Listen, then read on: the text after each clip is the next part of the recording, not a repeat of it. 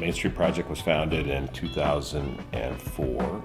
The thing about our work is that it is grounded in communities. It's about capacity building, it's about organizing, it's about systems change, and increasingly it's about the things that people need to survive.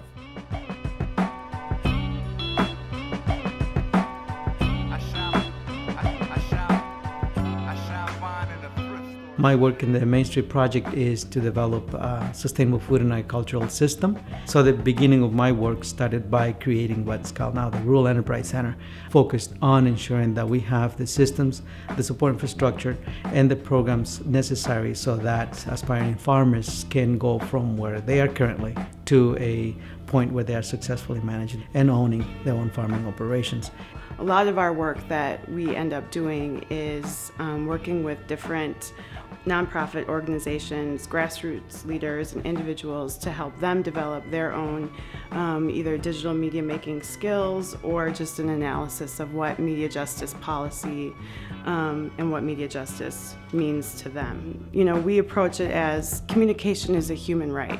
And so we look at all the different ways that our communities are communicating with each other and working to help nonprofit organizations understand that how people are accessing the internet, whether they are or are not, really is going to impact how well they're able to do their work. We need a system that changes the fundamental flaws of what we have today.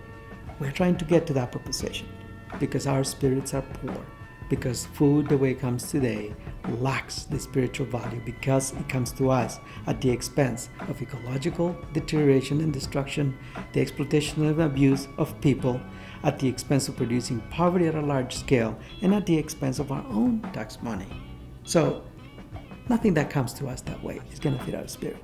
People are starting to understand what it's going to take, that the struggle is so profound that it's going to require all of us doing our best and working together. The role that Headwaters plays has been, it's hard to overstate the power of the investments that they have made in Main Street Project and in other organizations. There's a nervousness, I think, there's a hesitancy in philanthropy, and some of it is, justified by the way the rules have been written, but I think a lot of it is people just not being sure that it's a good idea necessarily to go out and help people build their own power. And the thing that sets Headwaters apart is that they're committed to equality, to equity, to justice in a way, and they put their money where their values are, and it has made all the difference for us. And I think they lead by example in ways that has helped bring the kind of diverse community together in the same struggle. We have miles to go before we sleep. Let's get busy.